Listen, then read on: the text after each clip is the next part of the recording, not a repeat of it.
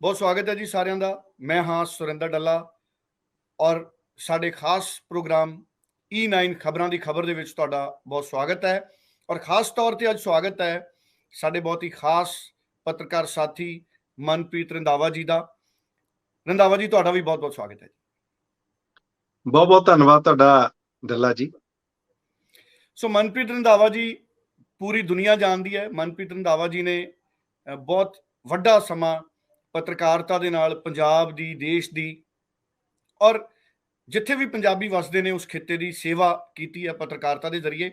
ਸੋ ਬੜਾ ਮਾਣ ਮਹਿਸੂਸ ਕਰ ਰਹੇ ਹਾਂ ਅੱਜ ਅਸੀਂ ਇਸ E9 ਦੇ ਪਲੇਟਫਾਰਮਸ ਤੇ ਕਿ ਮਨਪ੍ਰੀਤ ਰੰਧਾਵਾ ਜੀ ਨੇ ਸਾਡਾ ਸੱਦਾ ਕਬੂਲਿਆ ਔਰ ਸਾਡੇ ਨਾਲ ਮਨਪ੍ਰੀਤ ਰੰਧਾਵਾ ਜੀ ਪੰਜਾਬ ਦੀ ਖਾਸ ਤੌਰ ਤੇ ਔਰ ਦੇਸ਼ ਦੀ ਸਿਆਸਤ ਦੇ ਉੱਤੇ ਐਨਾਲਿਸਿਸ ਕਰਿਆ ਕਰਨਗੇ। ਸੋ ਸਾਡਾ ਖਾਸ ਪ੍ਰੋਗਰਾਮ E9 ਖਬਰਾਂ ਦੀ ਖਬਰ ਮੂਲ ਰੂਪ ਦੇ ਵਿੱਚ ਇਹ ਰੰਧਾਵਾ ਜੀ ਦੇ ਉੱਤੇ ਨਿਰਭਰ ਰਿਹਾ ਕਰੇਗਾ। ਮੈਂ ਇਹ ਜ਼ਰੂਰ ਕਹੂੰਗਾ, ਹਾਲਾਂਕਿ ਮੇਰੇ ਜ਼ਿਹਨ ਦੇ ਬਹੁਤ ਸਾਰੇ ਸਵਾਲ ਹੋਇਆ ਕਰਨਗੇ ਔਰ ਉਹਨਾਂ ਸਵਾਲਾਂ ਦੇ ਉੱਤੇ ਮੇਰੀ ਕੋਸ਼ਿਸ਼ ਹੋਣੀ ਹੈ ਕਿ ਮਨਪ੍ਰੀਤ ਜੀ ਟਿੱਪਣੀਆਂ ਕਰਨ ਔਰ ਸਿਆਸਤ ਨੂੰ ਕਿਉਂਕਿ ਬਹੁਤ ਚੰਗੀ ਤਰ੍ਹਾਂ ਸਮਝਦੇ ਨੇ ਔਰ ਮੈਂ ਭਰੋਸਾ ਕਰ ਸਕਦਾ ਮਨਪ੍ਰੀਤ ਜੀ ਦੇ ਵਿਚਾਰਾਂ ਤੇ ਔਰ ਇਹਨਾਂ ਦੇ ਐਨਾਲਿਸਿਸ ਤੇ, ਕਿਉਂਕਿ ਪੰਜਾਬੀ ਹਮੇਸ਼ਾ ਹੀ ਜਿਹੜੇ ਨਿਰਪੱਖ ਪੱਤਰਕਾਰੀ ਹੈ ਉਹਨੂੰ ਪਸੰਦ ਕਰਦੇ ਨੇ।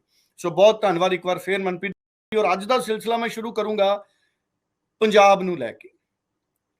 ਕੀ ਪੰਜਾਬ ਕਦੇ ਚੰਡੀਗੜ੍ਹ ਹਾਸਲ ਕਰ ਸਕੇਗਾ, ਜਾਂ ਇੰਜ ਕਹੀਏ ਕੀ ਕਦੇ ਚੰਡੀਗੜ੍ਹ ਪੰਜਾਬ ਨੂੰ ਮਿਲੇਗਾ, ਜਾਂ ਚੰਡੀਗੜ੍ਹ ਦੇ ਨਾਮ ਦੇ ਉੱਤੇ ਸਾਡੇ ਮੁਲਕ 'ਚ ਸਿਆਸਤ ਹੁੰਦੀ ਰਹੇਗੀ? ਮੈਂ ਕਈ ਵਿਦਵਾਨਾਂ ਦੇ ਨਾਲ ਜਦੋਂ ਗੱਲ ਕਰਦਾ ਉਹ ਕਹਿੰਦੇ ਨੇ ਕਿ ਬੜੇ ਸੰਘਰਸ਼ ਹੋਏ, ਬੜੇ ਮੋਰਚੇ ਲੱਗੇ, ਫੇਰੂਮਾਨ ਸਾਹਿਬ ਦਾ ਜ਼ਿਕਰ ਆਉਂਦਾ ਹੈ, ਫਿਰ ਜਵਾਹਰ ਲਾਲ ਨਹਿਰੂ ਦਾ ਜ਼ਿਕਰ ਆਉਂਦਾ ਹੈ, ਇੰਦਰਾ ਗਾਂਧੀ ਦਾ ਜ਼ਿਕਰ ਆਉਂਦਾ ਹੈ, ਰਾਜੀਵ ਗਾਂਧੀ ਦਾ ਜ਼ਿਕਰ ਆਉਂਦਾ ਹੈ। 70 'ਚ ਕਹਿੰਦੇ ਇੱਕ ਵਾਰ ਇੰਦਰਾ ਗਾਂਧੀ ਨੇ ਕਿਹਾ ਵੀ ਅਸੀਂ ਬਸ ਦੇਣ ਲੱਗੇ ਹਾਂ ਪੰਜਾਬ। ਰਾਜੀਵ ਲੌਂਗੋਵਾਲ ਸਮਝੌਤੇ ਤੋਂ ਬਾਅਦ ਫਿਰ ਆਸ ਬਣੀ ਕਿ ਪੰਜਾਬ ਨੂੰ ਚੰਡੀਗੜ੍ਹ ਮਿਲ ਜੂਗਾ। ਫਿਰ ਦਹਿਸ਼ਤਵਾਦ ਦਾ ਕਾਲਾ ਦੌਰ ਆਉਂਦਾ ਹੈ, ਸਾਰਿਆਂ ਦਾ ਜਿਹੜਾ ਧਿਆਨ ਹੈ ਉਹ ਉਸ ਕਾਲੇ ਦੌਰ ਤੇ ਫੋਕਸ ਹੋ ਜਾਂਦਾ ਹੈ। ਕੇਂਦਰ ਦੀਆਂ ਸਰਕਾਰਾਂ ਵੀ ਪੰਜਾਬ 'ਚ ਕਾਲੇ ਦੌਰ ਨੂੰ ਖਤਮ ਕਰਨ ਬਾਰੇ ਸੋਚਣ ਲੱਗ ਜਾਂਦੀਆਂ ਨੇ, ਪਰ ਉਸ ਦਰਮਿਆਨ ਕਿਸੇ ਨੇ ਇਹ ਨਹੀਂ ਸੋਚਿਆ ਕਿ ਚੰਡੀਗੜ੍ਹ ਪੰਜਾਬ ਨੂੰ ਦੇਣਾ ਹੈ ਤੇ ਕਦੋਂ ਦੇਣਾ ਹੈ। ਉਸ ਤੋਂ ਬਾਅਦ ਦਾ ਦੌਰ ਫਿਰ ਬਦਲਿਆ। ਕਦੇ ਦੇਵ ਗੌੜਾ ਜੀ ਆਏ, ਕਦੇ VP ਸਿੰਘ ਆਏ, ਕਦੇ ਇੰਦਰ ਕੁਮਾਰ ਗੁਜਰਾਲ ਆਏ। ਪ੍ਰਕਾਸ਼ ਸਿੰਘ ਬਾਦਲ ਨੇ ਇੰਦਰ ਕੁਮਾਰ ਗੁਜਰਾਲ ਦਾ ਵੀ ਧੰਨਵਾਦ ਕੀਤਾ। ਅਟਲ ਬਿਹਾਰੀ ਵਾਜਪਾਈ ਆਏ, ਪੰਜਾਬ ਦੇ ਜ਼ਰੀਏ ਪਾਕਿਸਤਾਨ ਬੱਸ ਲੈ ਕੇ ਗਏ, ਪਰ ਅਟਲ ਬਿਹਾਰੀ ਵਾਜਪਾਈ ਨੇ ਵੀ ਚੰਡੀਗੜ੍ਹ ਪੰਜਾਬ ਨੂੰ ਨਹੀਂ ਦਿੱਤਾ। ਪ੍ਰਕਾਸ਼ ਸਿੰਘ ਬਾਦਲ ਨੇ 2014 'ਚ ਨਰਿੰਦਰ ਮੋਦੀ ਦਾ ਸਵਾਗਤ ਕੀਤਾ ਇਹ ਕਹਿ ਕੇ ਕਿ ਨਰਿੰਦਰ ਮੋਦੀ ਅਗਰ ਪ੍ਰਧਾਨ ਮੰਤਰੀ ਬਣਦੇ ਨੇ ਤੇ ਸਾਨੂੰ ਪੰਜਾਬ ਚੰਡੀਗੜ੍ਹ ਮਿਲ ਜਾਏਗਾ ਪੰਜਾਬ ਨੂੰ। ਪ੍ਰਧਾਨ ਮੰਤਰੀ ਬਣੇ ਨਰਿੰਦਰ ਮੋਦੀ ਜੀ, ਪਰ ਪ੍ਰਕਾਸ਼ ਸਿੰਘ ਬਾਦਲ ਚੰਡੀਗੜ੍ਹ ਹਾਸਲ ਨਹੀਂ ਕਰ ਸਕੇ। ਸਿਆਸਤ ਬਹੁਤ ਹੋਈ, ਮਤੇ ਬਹੁਤ ਹੋਏ, ਵਿਰੋਧ ਪ੍ਰਦਰਸ਼ਨ ਬਹੁਤ ਹੋਏ। ਹੁਣ ਆਮ ਆਦਮੀ ਪਾਰਟੀ ਦੀ ਵਾਰੀ ਹੈ। ਆਮ ਆਦਮੀ ਪਾਰਟੀ ਸੱਤਾ 'ਚ ਆਈ, ਨਵੀਂ ਸਿਆਸਤ ਬਦਲਾਅ ਲੋਕ ਲੈ ਕੇ ਆਏ। ਆਮ ਆਦਮੀ ਪਾਰਟੀ ਨੇ ਵੀ ਸੈਸ਼ਨ ਕੀਤਾ, ਮਤਾ ਪਾਸ ਕਰਤਾ ਕਿ ਚੰਡੀਗੜ੍ਹ ਸਾਨੂੰ ਮੋੜੋ, ਔਰ ਨਿੰਦਾ ਮਤਾ ਪਾਸ ਕਰਤਾ ਕਿ ਚੰਡੀਗੜ੍ਹ ਨੂੰ ਜਿਹੜੇ ਮੁਲਾਜ਼ਮਾਂ ਨੂੰ ਕੇਂਦਰ ਨੇ ਆਪਣੇ ਦਾਇਰੇ 'ਚ ਲਿਆਂਦਾ ਹੈ ਉਹ ਗਲਤ ਹੈ, ਪੰਜਾਬ ਦੇ ਹੱਕ ਮਾਰੇ ਜਾ ਰਹੇ ਨੇ। ਪਰ ਸਵਾਲ ਹੁਣ ਇਹ ਵੱਡਾ ਹੈ ਕਿ ਚੰਡੀਗੜ੍ਹ ਬਣਾਇਆ ਕਿਸ ਨੇ ਸੀ? ਕਾਂਗਰਸ ਨੇ। ਹੌਲੀ ਹੌਲੀ ਕਾਂਗਰਸ ਤੋਂ ਸਵਾਲ ਪੁੱਛਣੇ ਬੰਦ ਹੋ ਗਏ। ਅੱਜ ਸਥਿਤੀਆਂ ਇਹ ਨੇ ਕਿ ਕੱਲ ਪੰਜਾਬ ਦੀ ਵਿਧਾਨ ਸਭਾ ਦੇ ਵਿੱਚ ਕਾਂਗਰਸ ਦੇ ਲੀਡਰ ਵੀ ਚੰਡੀਗੜ੍ਹ ਲਈ ਭਾਰਤੀ ਜਨਤਾ ਪਾਰਟੀ ਨੂੰ ਜ਼ਿੰਮੇਦਾਰ ਠਹਿਰਾ ਰਹੇ ਨੇ। 1966 'ਚ ਪੰਜਾਬ ਦਾ ਪੁਨਰਗਠਨ ਹੋਇਆ, ਉਸ ਤੋਂ ਬਾਅਦ ਚੰਡੀਗੜ੍ਹ ਬਣਿਆ। ਬੀਜੇਪੀ ਉਦੋਂ ਜੰਮੀ ਨਹੀਂ ਸੀ, ਭਾਰਤੀ ਜਨਤਾ ਪਾਰਟੀ ਤਾਂ 80 ਦੇ ਦਹਾਕੇ 'ਚ ਆਈ, ਪਰ ਹੁਣ ਸਾਰੀ ਜ਼ਿੰਮੇਦਾਰੀ ਸਿਰਫ ਬੀਜੇਪੀ ਦੇ ਸਿਰ ਲਾਈ ਜਾ ਰਹੀ ਹੈ। ਮੈਂ ਬੀਜੇਪੀ ਦਾ ਹਮਾਇਤੀ ਨਹੀਂ, ਪਰ ਦੇਸ਼ ਦੀ ਕੌਮੀ ਪਾਰਟੀ ਹੈ। ਮੈਂ ਸਿਆਸਤ ਨੂੰ ਸਮਝਣ ਦੀ ਕੋਸ਼ਿਸ਼ ਕਰ ਰਿਹਾ। ਰੰਧਾਵਾ ਜੀ, ਤੁਸੀਂ ਸਿਆਸਤ ਨੂੰ ਕਿਵੇਂ ਸਮਝ ਰਹੇ ਹੋ? ਦੇਖੋ ਡੱਲਾ ਜੀ, ਤੁਸੀਂ ਬੜੇ ਵਿਸਤਾਰ ਦੇ ਨਾਲ ਇਸ ਸਾਰੀਆਂ ਗੱਲਾਂ ਕੀਤੀਆਂ, ਇਸ ਦਾ ਪਿਛੋਕੜ ਦੱਸਿਆ, ਹਿਸਟਰੀ ਕੀ ਹੈ, ਇਤਿਹਾਸ ਕੀ ਆ, ਉਸ ਵਿੱਚ ਜਾਣਾ ਵਾਕਿਆ ਤੁਹਾਡੀ ਗੱਲ ਬਿਲਕੁਲ ਠੀਕ ਆ, ਬਹੁਤ ਜ਼ਰੂਰੀ ਹੈ। ਅੱਜ ਜੋ ਵੀ ਇੱਕ ਦੂਸਰੇ ਤੇ ਤੁਹਮਤਾਂ ਲਾਈਆਂ ਜਾ ਰਹੀਆਂ ਨੇ, ਦੋਸ਼ ਮੜੇ ਜਾ ਰਹੇ ਨੇ, ਇਸ ਦਾ ਇਤਿਹਾਸ ਜਿਸ ਤਰ੍ਹਾਂ ਤੁਸੀਂ ਦੱਸਿਆ ਡੱਲਾ ਜੀ ਬਹੁਤ ਪੁਰਾਣਾ। ਤੁਸੀਂ ਦੇਖੋ, ਤੁਸੀਂ 1966 ਦੀ ਗੱਲ ਕੀਤੀ ਹੈ, ਰੀਆਰਗੇਨਾਈਜੇਸ਼ਨ ਜਿਹੜਾ ਐਕਟ ਆ, ਉਸ ਤੋਂ ਬਾਅਦ ਪੰਜਾਬ ਬਣਦਾ, ਹਰਿਆਣਾ ਵੱਖਰਾ ਹੁੰਦਾ, ਲੇਕਿਨ ਉਸ ਤੋਂ ਪਹਿਲਾਂ ਡੱਲਾ ਜੀ 19 ਸਾਲ ਲਗਾਤਾਰ ਜਿੱਦੋਜਹਿਦ ਚੱਲਦੀ ਆ, ਔਰ ਲਗਾਤਾਰ ਧਰਨੇ ਪ੍ਰਦਰਸ਼ਨ ਹੋਏ ਜਾਂਦੇ ਨੇ, ਕੋਸ਼ਿਸ਼ਾਂ ਹੋਈਆਂ, ਲੇਕਿਨ ਚੰਡੀਗੜ੍ਹ ਪੰਜਾਬ ਨੂੰ ਨਹੀਂ ਮਿਲਿਆ। ਜਿਹੜੀ ਤੁਸੀਂ ਗੱਲ ਬਿਲਕੁਲ ਠੀਕ ਕਹੀ ਆ, ਚੰਡੀਗੜ੍ਹ ਜਦੋਂ ਬਣਿਆ, ਚਾਹੇ ਲੀ ਕਾਰਬਿਊਜ਼ਰ ਨੇ ਜਦੋਂ ਬਣਾਇਆ, ਇਹ ਜਿਹੜੇ ਕਿ ਫ੍ਰੈਂਚ ਆਰਕੀਟੈਕਟ ਸੀ, ਰਹਿਣ ਵਾਲੇ ਵੈਸੇ ਉਹ ਸਵਿਟਜ਼ਰਲੈਂਡ ਦੇ ਸੀ, ਉਹਨਾਂ ਨੇ ਜਦੋਂ ਬਣਾਇਆ ਤੇ ਇਹਦੀ ਜਿਹੜੀ ਬੁਨਿਆਦ ਰੱਖੀ ਗਈ ਸੀ ਉਹ ਪੰਜਾਬ ਦੀ ਰਾਜਧਾਨੀ ਨੂੰ ਲੈ ਕੇ ਰੱਖੀ ਗਈ ਸੀ। ਲੇਕਿਨ ਉਸ ਤੋਂ ਬਾਅਦ ਤੁਸੀਂ ਦੇਖੋ ਸਿਆਸਤ ਹੋਈ, ਧਰਮ ਯੁੱਧ ਮੋਰਚੇ ਲੱਗੇ, ਉਸ ਤੋਂ ਬਾਅਦ ਅਨੰਦਪੁਰ ਸਾਹਿਬ ਦਾ ਮਤਾ ਆਇਆ। ਔਰ ਤੁਸੀਂ ਜਿਹੜੀ ਗੱਲ ਕੀਤੀ ਮੈਂ ਉਹਨੂੰ ਵੀ ਥੋੜਾ ਜਿਹਾ ਦੱਸਦਾ। ਮੈਨੂੰ ਯਾਦ ਆ 1966 ਦੇ ਵਿੱਚ ਸੰਤ ਫਤਿਹ ਸਿੰਘ ਹੋਣਾ ਨੇ ਮੋਰਚਾ ਲਾਇਆ ਸੀ। ਸੰਤ ਫਤਿਹ ਸਿੰਘ ਹੋਣਾ ਨੇ ਮਰਨ ਵਰਤ ਦਾ ਮੋਰਚਾ ਲਾਇਆ ਸੀ, ਤੇ ਉਸ ਵਕਤ ਇੰਦਰਾ ਗਾਂਧੀ ਉਹ ਪ੍ਰਾਈਮ ਮਿਨਿਸਟਰ ਸੀ, ਤੇ ਉਹਨਾਂ ਨੇ ਉਹਨਾਂ ਨੂੰ ਮਨਾ ਲਿਆ। ਡੱਲਾ ਜੀ ਉਹ ਕਹਿੰਦੇ ਤੁਸੀਂ ਏਦਾਂ ਕਰੋ, ਆਪਣਾ ਮਰਨ ਵਰਤ ਖਤਮ ਕਰ ਦਿਓ, ਕੋਈ ਗੱਲ ਨਹੀਂ, ਚੰਡੀਗੜ੍ਹ ਅਸੀਂ ਪੰਜਾਬ ਨੂੰ ਟ੍ਰਾਂਸਫਰ ਕਰ ਦਾਂਗੇ। ਲੇਕਿਨ ਹੋਇਆ ਨਹੀਂ। ਇਸ ਗੱਲ ਤੋਂ ਇੱਕ ਹੋਰ ਬੜੇ ਵੱਡੇ ਅਕਾਲੀ ਨੇਤਾ ਦਰਸ਼ਨ ਸਿੰਘ ਫੇਰੂਮਾਨ ਦੀ ਵੀ ਤੁਸੀਂ ਗੱਲ ਕੀਤੀ ਆ। ਤੁਸੀਂ ਦੇਖੋ ਉਹਨਾਂ ਨੇ ਜਾ ਕੇ ਫਿਰ ਉਸ ਤੋਂ ਬਾਅਦ ਮੋਰਚਾ, ਉਹ ਬੜੇ ਥੋੜੇ ਜਿਹੇ ਨਾਰਾਜ਼ ਸੀ। ਉਹ ਕਹਿੰਦੇ ਸੰਤ ਫਤਿਹ ਸਿੰਘ ਹੋਣਾ ਨੂੰ ਨਹੀਂ ਸੀ ਆਪਣਾ ਜਿਹੜਾ ਮਰਨ ਵਰਤਨ ਤੋੜਨਾ ਚਾਹੀਦਾ। ਉਹ 74 ਦਿਨ ਲਗਾਤਾਰ 74 ਡੇਜ਼ ਮਰਨ ਵਰਤ ਤੇ ਰਹਿੰਦੇ ਨੇ ਡੱਲਾ ਜੀ। ਔਰ 1969 ਦੇ ਵਿੱਚ ਉਹਨਾਂ ਦਾ ਉਸੇ ਮਰਨ ਵਰਤ ਕਰਕੇ, ਜਦੋਂ ਉਹ ਚਾਹੁੰਦੇ ਸੀ ਕਿ ਜਿਹੜੇ ਪੰਜਾਬੀ ਬੋਲਦੇ ਇਲਾਕੇ ਆ ਉਹ ਚੰਡੀਗੜ੍ਹ ਨੂੰ ਟ੍ਰਾਂਸਫਰ ਹੋ ਜਾਣ, ਇਸੇ ਤਰ੍ਹਾਂ ਜਿਹੜਾ ਚੰਡੀਗੜ੍ਹ ਆ ਬਤੌਰ ਰਾਜਧਾਨੀ ਉਹ ਪੰਜਾਬ ਨੂੰ ਟ੍ਰਾਂਸਫਰ ਹੋਵੇ, ਉਹ 74 ਦਿਨਾਂ ਦੇ ਬਾਅਦ ਉਹਨਾਂ ਦਾ ਵੀ ਦੇਹਾਂਤ ਹੋ ਜਾਂਦਾ। ਉਸ ਤੋਂ ਬਾਅਦ ਆਪਾਂ ਨੂੰ ਇਹ ਵੀ ਪਤਾ ਕਿ ਸ਼੍ਰੋਮਣੀ ਅਕਾਲੀ ਦਲ ਬਤੌਰ ਖੇਤਰੀ ਪਾਰਟੀ ਦੇ ਇਹਨਾਂ ਨੇ ਵੀ ਬਹੁਤ ਜਿੱਦੋਜਹਿਦ ਕੀਤੀ ਆ।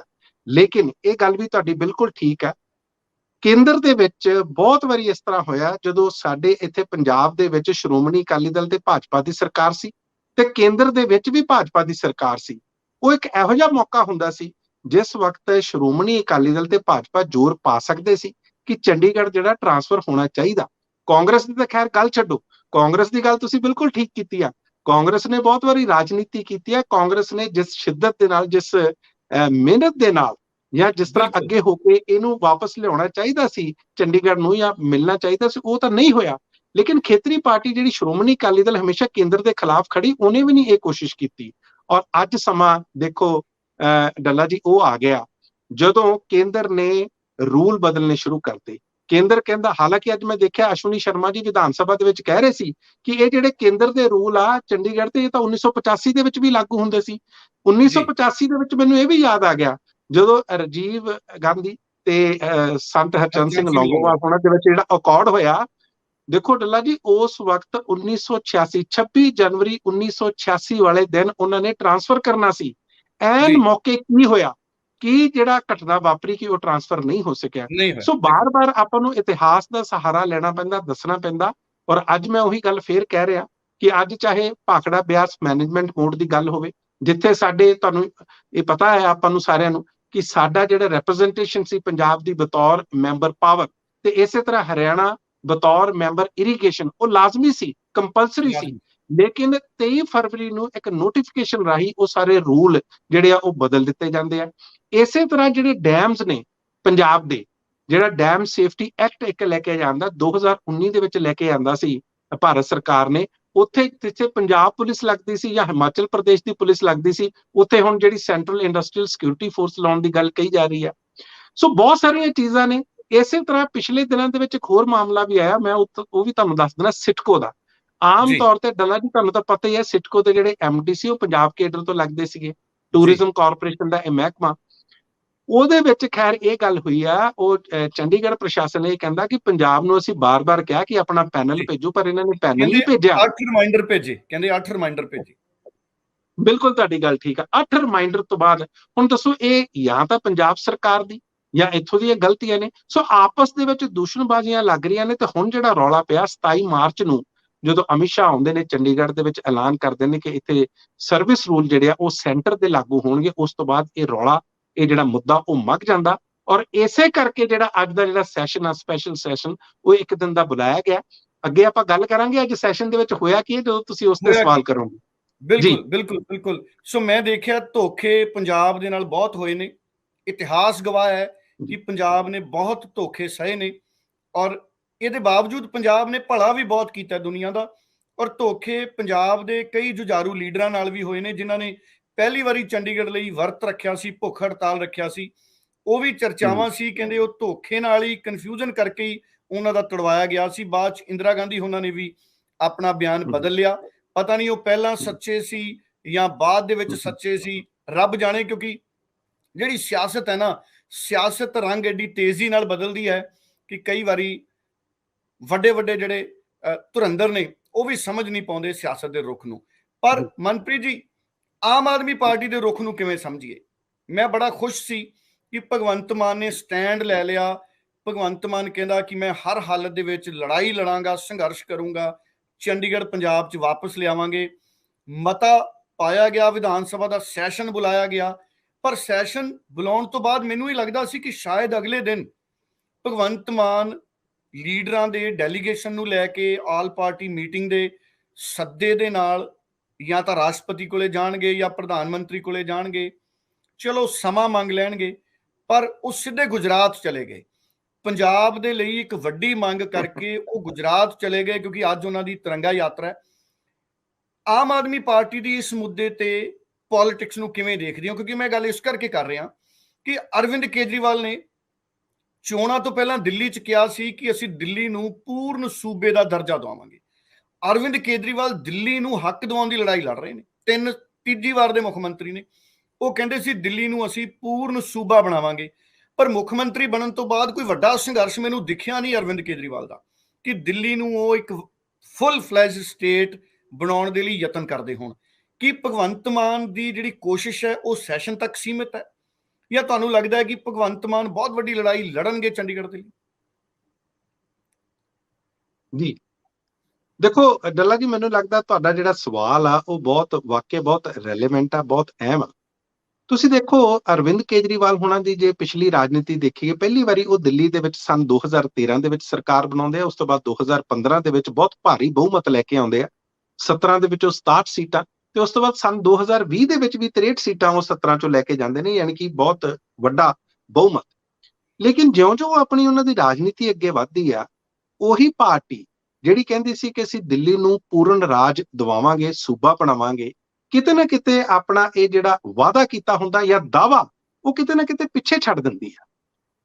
ਇੱਕ ਗੱਲ ਇਹਦੇ ਵਿੱਚ ਤਾਂ ਸਾਨੂੰ ਬਹੁਤ ਧਿਆਨ ਰੱਖਣ ਦੀ ਲੋੜ ਆ ਕਿ ਜਦੋਂ ਸਨ 2019 ਦੇ ਵਿੱਚ 5 ਅਗਸਤ ਨੂੰ ਮੈਨੂੰ ਯਾਦ ਆ, ਜਦੋਂ ਜੰਮੂ ਕਸ਼ਮੀਰ ਦਾ ਉਹ ਬਿੱਲ ਆਇਆ, ਜਦੋਂ ਉਹਨਾਂ ਨੂੰ ਯੂਟੀਜ਼ ਦੇ ਵਿੱਚ ਤਬਦੀਲ ਕਰ ਦਿੱਤਾ ਗਿਆ, ਉਸ ਤੋਂ ਬਾਅਦ ਇਹਦਾ ਸਮਰਥਨ ਅਰਵਿੰਦ ਕੇਜਰੀਵਾਲ ਨੇ ਬੜਾ ਖੁੱਲ ਕੇ ਕੀਤਾ ਸੀ। ਔਰ ਬਹੁਤ ਸਾਰੇ ਸਵਾਲ ਉਦੋਂ ਡੱਲਾ ਜੀ ਉੱਠੇ ਸੀ ਕਿ ਇੱਕ ਪਾਰਟੀ ਜਿਹੜਾ ਖੁਦ ਦਾ ਰਾਜ ਜਿਹੜਾ ਖੁੱਲ ਕੇ ਚਾਹੁੰਦੀ ਹੈ ਕਿ ਦਿੱਲੀ ਦਾ ਸੂਬਾ ਬਣੇ, ਉਹ ਜੰਮੂ ਕਸ਼ਮੀਰ ਜਦੋਂ ਯੂਟੀ ਦੀ ਹੈਸੀਅਤ ਹੋ ਜਾਂਦੀ ਹੈ ਉੱਥੇ ਇੱਕ ਸੂਬੇ ਨੂੰ, ਉਸ ਤੇ ਕਿਵੇਂ ਖੁਸ਼ ਹੋ ਸਕਦੇ ਆ, ਉਸ ਤੇ ਕਿੱਦਾਂ ਸਮਰਥਨ ਕਰ ਸਕਦੇ ਆ। ਲੇਕਿਨ ਜਿਉਂ-ਜਿਉਂ ਉਹਨਾਂ ਦੀ ਰਾਜਨੀਤੀ ਵਧਦੀ, ਔਰ ਤੁਹਾਨੂੰ ਪਤਾ ਹੋਣਾ ਕਿ ਉਹਨਾਂ ਨੇ ਜਿਹੜੇ ਕਿ ਨਰਿੰਦਰ ਮੋਦੀ ਉਹਨਾਂ ਦੇ ਖਿਲਾਫ, ਪ੍ਰਧਾਨ ਮੰਤਰੀ ਸਾਡੇ ਮੁਲਕ ਦੇ, ਉਹਨਾਂ ਦੇ ਖਿਲਾਫ ਬੜਾ ਕਿਸੇ ਟਾਈਮ ਖੁੱਲ ਕੇ ਬੋਲਦੇ ਸੀ। ਉਸ ਤੋਂ ਬਾਅਦ ਉਹਨਾਂ ਨੇ ਲਗਭਗ ਬੋਲਣਾ ਵੀ ਬੰਦ ਕਰਤਾ ਸੀ।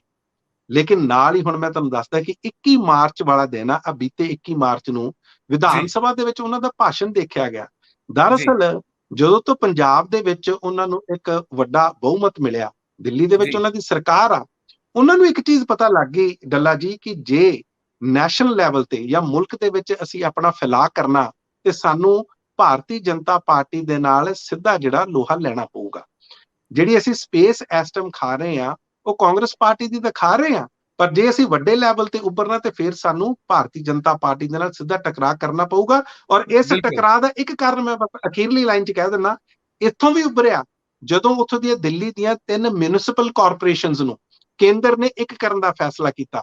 ਉਸ ਦਾ ਬਿੱਲ ਵੀ ਕੱਲ ਅਮਿਤ ਸ਼ਾਹ ਜੀ ਨੇ ਲੋਕ ਸਭਾ ਦੇ ਵਿੱਚ ਪੇਸ਼ ਕਰਤਾ, ਉਸ ਬਾਰੇ ਵੀ ਆਪਾਂ ਗੱਲ ਕਰਾਂਗੇ। ਤੁਸੀਂ ਕੁਝ ਕਹਿ ਰਹੇ ਸੀ ਡੱਲਾ ਜੀ।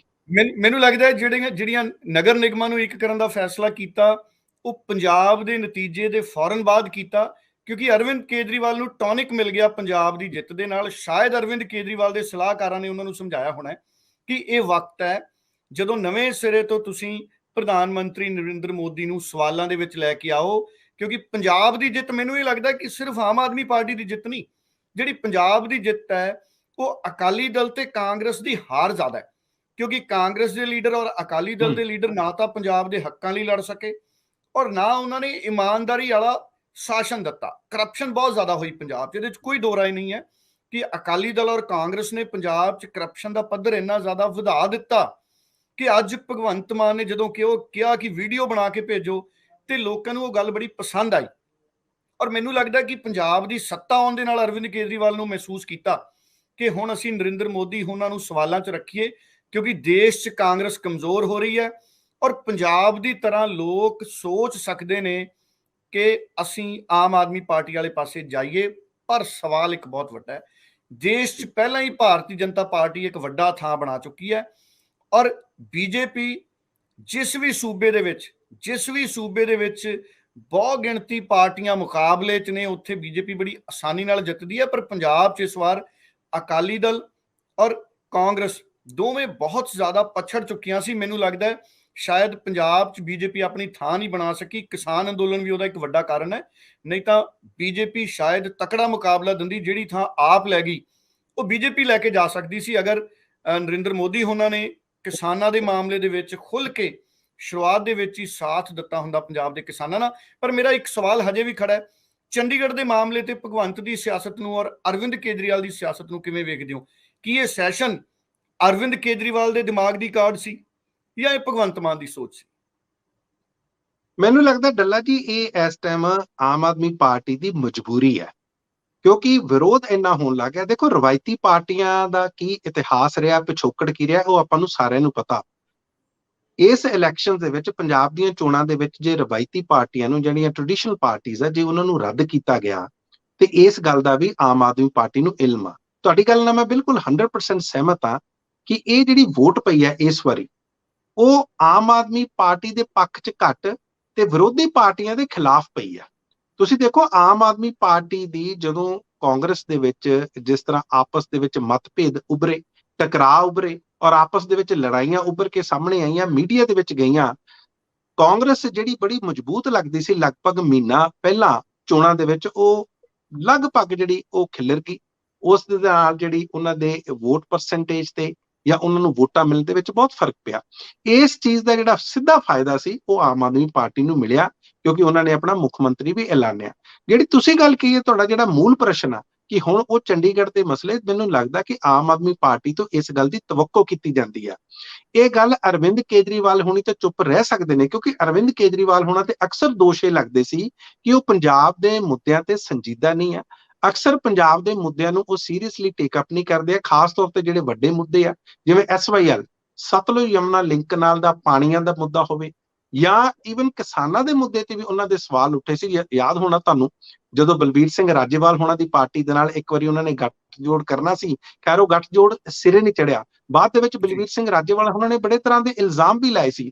ਉਸ ਤੋਂ ਬਾਅਦ ਅਰਵਿੰਦ ਕੇਜਰੀਵਾਲ ਹੋਣਾ ਦੀ ਦਿੱਲੀ ਸਰਕਾਰ ਪੰਜਾਬ ਤੇ ਕਿਸਾਨਾਂ ਦੇ ਜਿਹੜਾ ਪੋਲਿਊਸ਼ਨ ਫੈਲਾਉਣ ਦੇ ਵੀ ਇਲਜ਼ਾਮ ਲਾਉਂਦੇ ਰਹੇ। ਉਹ ਤਾਂ ਖੈਰ ਸੁਪਰੀਮ ਕੋਰਟ ਨੇ ਬਾਅਦ ਜਾ ਕੇ ਇਹ ਗੱਲ ਸਪਸ਼ਟ ਕੀਤੀ ਕਿ ਇਕੱਲੇ ਕਿਸਾਨ ਇਸ ਲਈ ਜ਼ਿੰਮੇਵਾਰ ਨਹੀਂ ਆ। ਸੋ ਬਹੁਤ ਸਾਰੇ ਇਸ ਤਰ੍ਹਾਂ ਦੇ ਮੁੱਦੇ ਸੀ। ਹਾਂਜੀ, ਪਰਾਲੀ ਨੂੰ ਲੈ ਕੇ ਪੰਜਾਬ ਖੇਤੀਬਾੜੀ ਯੂਨੀਵਰਸਿਟੀ ਦੇ ਜਿਹੜੇ ਐਕਸਪਰਟ ਨੇ, ਉਹਨਾਂ ਨੇ ਵੀ ਕਈ ਵਾਰੀ ਕਿਹਾ ਸੀ ਕਿ ਪੰਜਾਬ ਦੇ ਵਿੱਚ ਜਿਹੜੀ ਪੈਲੀ ਹੈ, ਜਿਹੜੀ ਸਟਰਾ ਬਰਨਿੰਗ ਹੈ, ਉਹਦਾ ਇੰਨਾ ਜ਼ਿਆਦਾ ਪ੍ਰਦੂਸ਼ਣ ਦਿੱਲੀ 'ਚ ਨਹੀਂ ਹੋ ਸਕਦਾ, ਕਿਉਂਕਿ ਵਿੱਚ ਹਰਿਆਣਾ ਪੈਂਦਾ। ਫਿਰ ਤਾਂ ਹਰਿਆਣੇ 'ਚ ਵੀ ਦਿਨੇ ਰਾਤ ਹੋ ਜੇ, ਅਗਰ ਦਿੱਲੀ ਦੇ ਵਿੱਚ ਦਿਨੇ ਰਾਤ ਹੋਣੀ ਹੈ। ਔਰ ਮੈਂ ਦਿੱਲੀ ਦੀਆਂ ਉਹ ਰਾਤਾਂ, ਮਨਪ੍ਰੀਤ ਰੰਧਾਵਾ ਜੀ, ਕਈ ਵਾਰੀ ਵੇਖੀਆਂ ਨੇ ਜਦੋਂ ਪੰਜਾਬ 'ਚ ਪਰਾਲੀ ਨਹੀਂ ਸੀ ਸੜਦੀ ਹੁੰਦੀ, ਪਰ ਦਿੱਲੀ 'ਚ ਕੋਰਾ ਔਰ ਪ੍ਰਦੂਸ਼ਣ ਦਾ ਪੱਧਰ ਅਜਿਹਾ ਹੁੰਦਾ ਸੀ ਕਿ 5 ਵਜੇ ਲੱਗਦਾ ਸੀ ਕਿ ਸ਼ਾਇਦ ਰਾਤ ਦੇ 8 ਵੱਜ ਗਏ ਨੇ। ਸੋ ਇਸ ਕਰਕੇ ਮੈਂ ਤਾਂ ਖੁਦ ਉਹ ਸਮਾਂ ਹੰਢਾਇਆ ਹੋਇਆ। ਮੈਂ ਨਹੀਂ ਮੰਨਦਾ ਕਿ ਕੱਲੀ ਪਰਾਲੀ ਕਰਕੇ ਦਿੱਲੀ ਦੇ ਵਿੱਚ ਇੰਨਾ ਪ੍ਰਦੂਸ਼ਣ ਸੀਗਾ। ਸੋ ਇਸ ਕਰਕੇ ਬਿਲਕੁਲ ਠੀਕ ਹੈ ਤੁਹਾਡੀ ਗੱਲ ਕਿ ਇਸ ਤਰ੍ਹਾਂ ਦੀਆਂ ਜਿਹੜੀਆਂ ਸਿਆਸਤ ਦੀਆਂ ਜਿਹੜੀਆਂ ਇਲਜ਼ਾਮਬਾਜ਼ੀਆਂ ਨੇ ਉਹ ਬੜੀਆਂ ਹੋਈਆਂ ਨੇ ਪੰਜਾਬ ਦੇ ਵਿੱਚ। ਮਨਪ੍ਰੀਤ ਜੀ, ਇੱਕ ਸਵਾਲ ਮੇਰੇ ਜ਼ਿਹਨ ਦੇ ਵਿੱਚ ਇੱਕ ਹੋਰ ਹੈ ਬੜਾ। ਮੈਂ ਕੱਲ ਦੇ ਵਿਧਾਨ ਸਭਾ ਸੈਸ਼ਨ ਨੂੰ ਵੀ ਨਾਲ ਲਾਉਂਗਾ। ਕੱਲ ਦੇ ਵਿਧਾਨ ਸਭਾ ਸੈਸ਼ਨ ਦੇ ਵਿੱਚ ਇਹ ਪ੍ਰੋਜੈਕਟ ਕਰਨ ਦੀ ਕੋਸ਼ਿਸ਼ ਕੀਤੀ ਗਈ ਕਿ ਪਾਰਲੀਮੈਂਟ ਦੇ ਵਿੱਚ ਵੀ ਜਦੋਂ ਭਗਵੰਤ ਮਾਨ ਸੀਗੇ, ਉਹਨਾਂ ਨੇ ਕਿਸਾਨ ਅੰਦੋਲਨ ਤੇ 7 ਸਾਲ ਪੰਜਾਬ ਦੇ ਮੁੱਦਿਆਂ ਤੇ ਇੰਨੀ ਆਵਾਜ਼ ਬੁਲੰਦ ਕੀਤੀ ਤੇ ਹਰਪਾਲ ਚੀਮਾ ਜੀ ਵਿਰੋਧੀ ਧਿਰਾਂ ਨੂੰ ਇਹ ਕਹਿ ਗਏ ਕਿ ਸ਼ਾਇਦ ਉਹਨਾਂ ਦਾ ਯੋਗਦਾਨ ਨਹੀਂ ਸੀ। ਉਹ ਇਸ ਕਰਕੇ ਕਹਿ ਰਹੇ ਸੀ ਕਿ ਭਗਵੰਤ ਮਾਨ ਜੀ ਦੀ ਐਡੀ ਵੱਡੀ ਕੰਟਰੀਬਿਊਸ਼ਨ ਹੈ ਤੇ ਹੁਣ ਜੇ ਚੰਡੀਗੜ੍ਹ ਦੇ ਮਸਲੇ ਤੇ ਵੀ ਲੜਾਈ ਲੜਨੀ ਹੈ ਤੇ ਭਗਵੰਤ ਮਾਨ ਜੀ ਹੀ ਲੜਨਗੇ।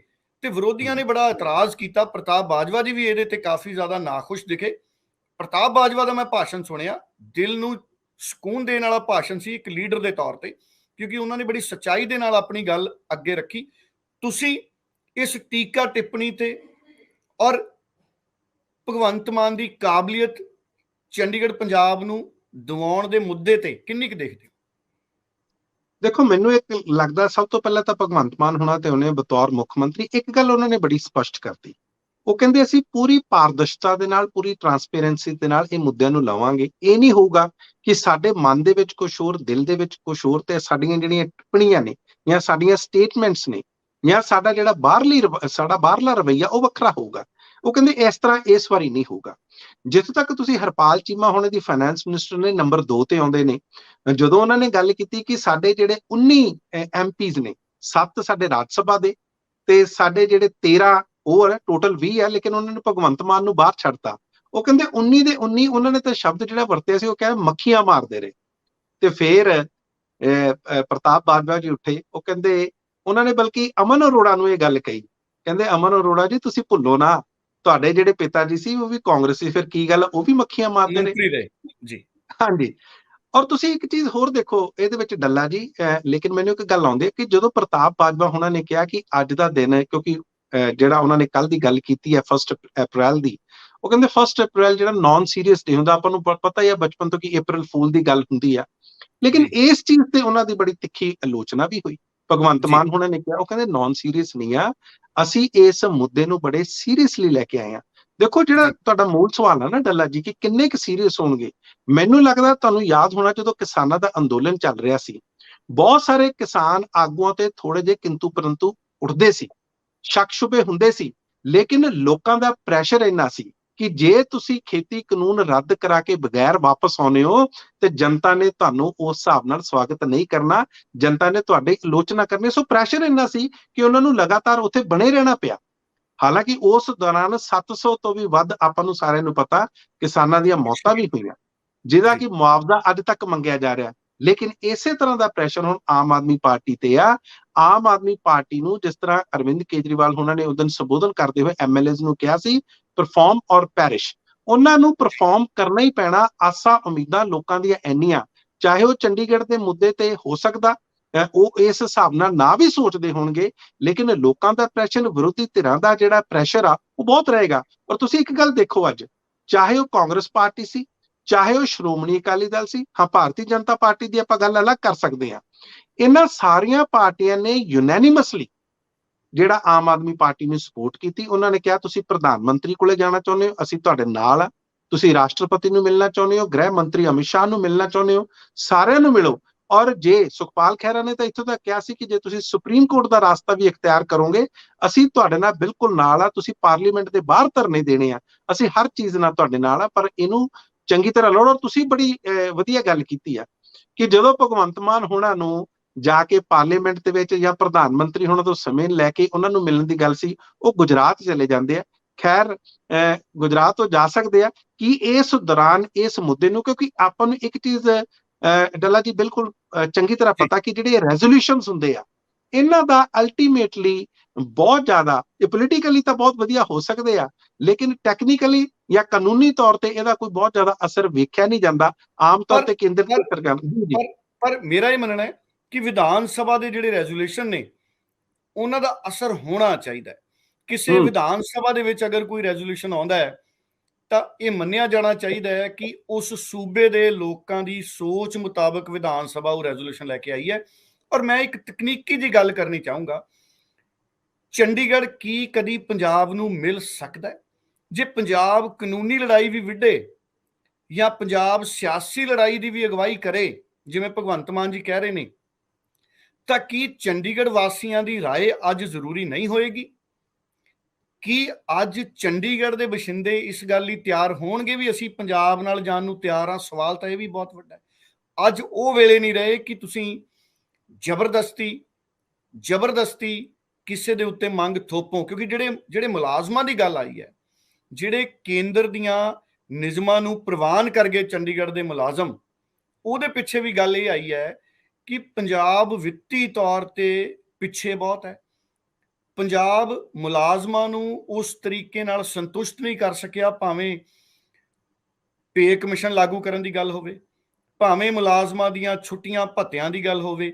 ਇਸੇ ਕਰਕੇ ਕਹਿੰਦੇ ਉੱਥੋਂ ਦੇ ਮੁਲਾਜ਼ਮਾਂ ਨੇ ਖੁਸ਼ੀ ਪ੍ਰਗਟ ਕੀਤੀ ਤੇ ਉਹ ਤਾਂ ਮੰਗ ਪੱਤਰ ਦੇਈ ਜਾਂਦੇ ਸੀ ਵੀ ਸਾਨੂੰ ਕੇਂਦਰ ਵਾਲੇ ਤੁਸੀਂ ਆਪਣੇ ਅਧੀਨ ਲੈ ਲਓ।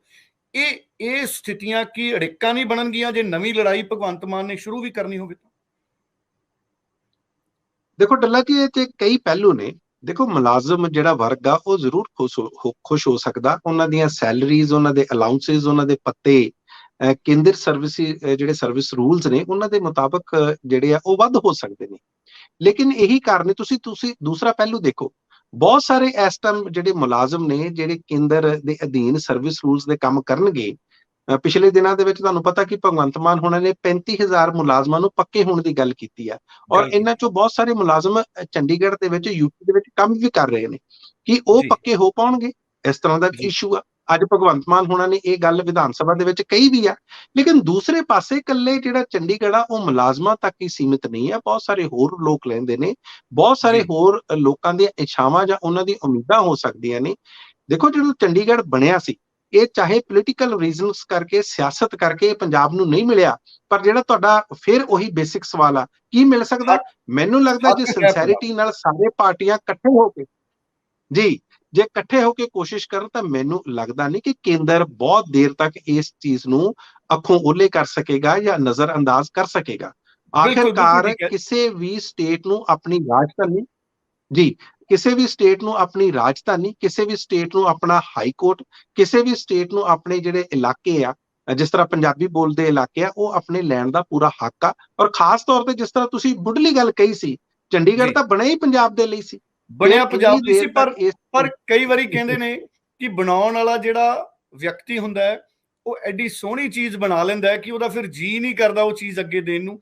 ਕਿ ਚੰਡੀਗੜ੍ਹ ਦੇ ਨਾਲ ਵੀ ਅਜਿਹਾ ਹੋਇਆ, ਪੰਜਾਬ ਲਈ ਬਣਿਆ ਸੀ ਪਰ ਉਹ ਐਡਾ ਸੋਹਣਾ ਹੋ ਗਿਆ, ਇੰਨਾ ਡਿਵੈਲਪ ਹੋ ਗਿਆ ਕਿ ਸਮੇਂ-ਸਮੇਂ ਦੀਆਂ ਕੇਂਦਰ ਸਰਕਾਰਾਂ ਨੂੰ ਲੱਗਿਆ ਕਿ ਇਹ ਯੂਨੀਅਨ ਟੈਰੀਟਰੀ ਦੇ ਤੌਰ ਤੇ ਸਾਨੂੰ ਜ਼ਿਆਦਾ ਮਾਫਕ ਹੈ, ਕਿਉਂਕਿ ਐਡਾ ਸੋਹਣਾ ਸ਼ਹਿਰ ਹੈ ਵੀ ਜੇ ਸ਼ਿਮਲੇ ਵੀ ਜਾਣਾ ਹੈ ਤੇ ਚੰਡੀਗੜ੍ਹ ਜਾਵਾਂਗੇ, ਤੇ ਹਰਿਆਣੇ ਵੀ ਜਾਣਾ ਹੈ ਤੇ ਚੰਡੀਗੜ੍ਹ ਜਾਵਾਂਗੇ, ਤੇ ਉਹ ਜ਼ਿਆਦਾ ਉਹਨਾਂ ਲਈ ਮਾਕੂਲ ਹੈ ਵੀ ਚੰਡੀਗੜ੍ਹ ਨੂੰ ਯੂਨੀਅਨ ਟੈਰੀਟਰੀ ਬਣੀ ਰਵੇ ਤਾਂ ਕਿ ਕੇਂਦਰ ਨੂੰ ਹਿਮਾਚਲ, ਹਰਿਆਣਾ ਤੇ ਪੰਜਾਬ ਦੇ ਵਿੱਚ ਇੱਕ ਆਪਣੀ ਥਾਂ ਮਿਲੀ ਰਵੇ, ਜਿੱਥੇ ਕੇਂਦਰ ਇਹ ਅਹਿਸਾਸ ਕਰੇ ਵੀ ਇਹ ਕੇਂਦਰ ਹੀ ਹੈ, ਵੀ ਇਹ ਨਾ ਹਰਿਆਣਾ ਹੈ, ਨਾ ਪੰਜਾਬ ਹੈ ਤੇ ਨਾ ਹਿਮਾਚਲ ਪ੍ਰਦੇਸ਼ ਹੈ, ਇਹ ਕੇਂਦਰ ਹੀ ਹੈ। ਕਿ ਉਹ ਇੱਕ ਅਹਿਸਾਸ ਕਿ ਇੱਕ ਵੱਡੇ ਸੋਹਣੇ ਸ਼ਹਿਰ ਨੂੰ ਆਪਣੇ ਅਧੀਨ ਰੱਖਣ ਦਾ ਚਾਅ, ਉਹ ਕਿਤੇ ਚਾਹ ਤਾਂ ਨਹੀਂ ਕੇਂਦਰ ਵਾਲਾ ਕਿ ਜਿਹੜਾ ਇਹ ਸੋਚ ਪੈਦਾ ਹੀ ਨਹੀਂ ਹੋਣ ਦਿੰਦਾ ਵੀ ਅਸੀਂ ਇਸ ਸੋਹਣੇ ਸ਼ਹਿਰ ਨੂੰ ਭਾਈ ਪੰਜਾਬ ਨੂੰ ਦੇ ਦਈਏ, ਕਿਉਂਕਿ ਇਹ ਪੰਜਾਬ ਲਈ ਬਣਿਆ ਸੀ, ਪੰਜਾਬ ਦੇ ਹੀ ਪਿੰਡ ਸੀ, ਇੱਥੇ ਪੰਜਾਬ ਦੀ ਹੋਈ ਇਹ ਧਰਤੀ ਸੀ। ਔਰ ਜਦੋਂ ਪੰਜਾਬ ਖੁਰਿਆ ਉਦੋਂ ਵੀ ਜਿਹੜੀ ਚੰਡੀਗੜ੍ਹ ਵਾਲੀ ਧਰਤੀ ਹੈ ਉਹ ਪੰਜਾਬ ਦੇ ਹਿੱਸੇ ਦੀ ਸੀ। ਪਰ ਕੀ ਕੋਈ ਫਾਰਮੂਲਾ ਨਿਕਲ ਸਕਦਾ? ਕਿਸੇ ਸਮੇਂ ਜਦੋਂ ਰਾਜੀਵ ਲੌਂਗੋਵਾਲ ਸਮਝੌਤਾ ਹੋਇਆ ਜਾਂ 1970 ਚ ਪ੍ਰਧਾਨ ਮੰਤਰੀ ਨੇ ਉਸ ਵੇਲੇ ਨੇ ਕਿਹਾ ਕਿ ਅਸੀਂ 26 ਜਨਵਰੀ ਨੂੰ ਚੰਡੀਗੜ੍ਹ ਪੰਜਾਬ ਨੂੰ ਦੇ ਦੇਣਾ ਹੈ, ਉਦੋਂ ਗੱਲਾਂ ਹੋਈਆਂ ਵੀ ਸਰਹੱਦੀ ਇਲਾਕੇ ਨੇ ਪੰਜਾਬ ਦੇ, ਉੱਥੋਂ ਦੇ ਕੁਝ ਖੇਤਰ ਨੇ ਹਿੰਦੀ ਬੋਲਦੇ ਇਲਾਕੇ ਨੇ, ਅਸੀਂ ਹਰਿਆਣੇ ਨੂੰ ਦੇ ਦਾਂਗੇ। ਪਰ ਕੀ ਕਦੀ ਪੰਜਾਬ ਆਪਣੇ ਵੱਲੋਂ ਕੋਈ ਪ੍ਰਪੋਜ਼ਲ ਦੇ ਸਕਦਾ ਕੇਂਦਰ ਨੂੰ ਵੀ ਭਾਈ ਤੁਸੀਂ ਨਹੀਂ ਮੰਨਦੇ ਤੇ ਅਸੀਂ ਪ੍ਰਪੋਜ਼ਲ ਦਿੰਨੇ ਆ, ਆਹ ਪ੍ਰਪੋਜ਼ਲ ਦੇ ਬਦਲੇ ਸਾਨੂੰ ਚੰਡੀਗੜ੍ਹ ਦੇ ਦਿਓ? ਪੰਜਾਬ ਕੀ ਕਿਸੇ ਪ੍ਰਪੋਜ਼ਲ ਤੇ ਵਿਚਾਰ ਕਰ ਸਕਦਾ, ਸੋਚ ਸਕਦਾ ਵੀ ਅਸੀਂ ਕੀ ਦਈਏ ਕਿ ਸਾਨੂੰ ਚੰਡੀਗੜ੍ਹ ਦੇ ਦੇਣ?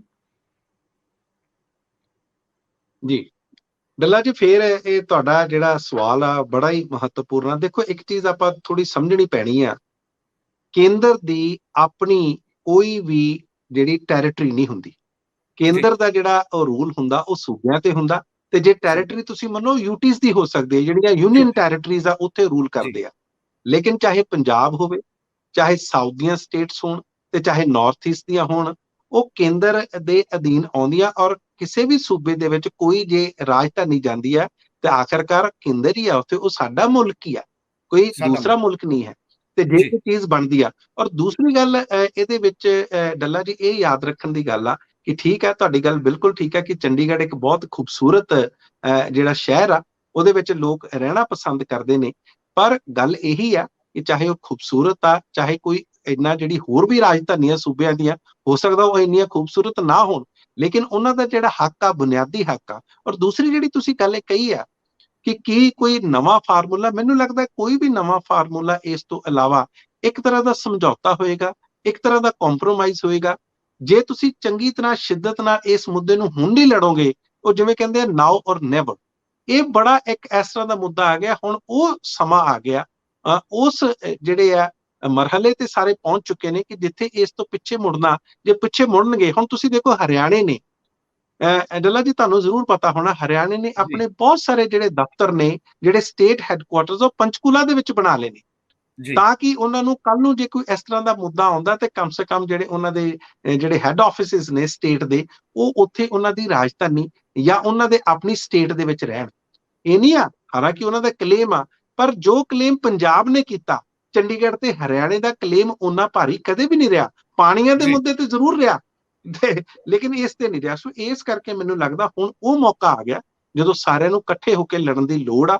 ਔਰ ਮੈਨੂੰ ਨਹੀਂ ਲੱਗਦਾ ਕਿ ਬਹੁਤ ਦੇਰ ਤੱਕ ਜੇ ਸਾਰੇ ਇਕੱਠੇ ਰਹਿਣਗੇ, ਸਿੰਸੀਅਰਲੀ, ਇਮਾਨਦਾਰੀ ਨਾਲ ਇਸ ਚੀਜ਼ ਨੂੰ ਲੜਨਗੇ, ਕੇਂਦਰ ਇਸ ਨੂੰ ਬਹੁਤ ਦੇਰ ਤੱਕ ਨਜ਼ਰਅੰਦਾਜ਼ ਕਰ ਸਕਦਾ। ਜੀ ਬਿਲਕੁਲ ਠੀਕ ਹੈ। ਮੈਨੂੰ ਲੱਗਦਾ ਕਿਤੇ ਨਾ ਕਿਤੇ ਸਾਡੀਆਂ ਪੁਰਾਣੀਆਂ ਪੋਲੀਟੀਕਲ ਪਾਰਟੀਆਂ, ਕਿਉਂਕਿ ਸਾਡੀ ਖੇਤਰੀ ਪਾਰਟੀ ਮੁੱਖ ਰੂਪ ਚ ਅਕਾਲੀ ਦਲ, ਸ਼ਾਇਦ ਅਕਾਲੀ ਦਲ ਵੀ ਕਿਤੇ ਨਾ ਕਿਤੇ ਹਿੰਮਤ ਹਾਰ ਗਿਆ ਹੋਣਾ ਵੀ ਕਾਂਗਰਸ ਨਾਲ ਅਸੀਂ ਜਾ ਨਹੀਂ ਸਕਦੇ ਕੇਂਦਰ ਚ, ਬੀਜੇਪੀ ਨੂੰ ਅਸੀਂ ਛੱਡ ਨਹੀਂ ਸਕਦੇ ਕਿਉਂਕਿ ਬਾਦਲ ਸਾਹਿਬ ਕਹਿੰਦੇ ਸੀ 9 ਮਾਸ ਦਾ ਰਿਸ਼ਤਾ ਹੈ।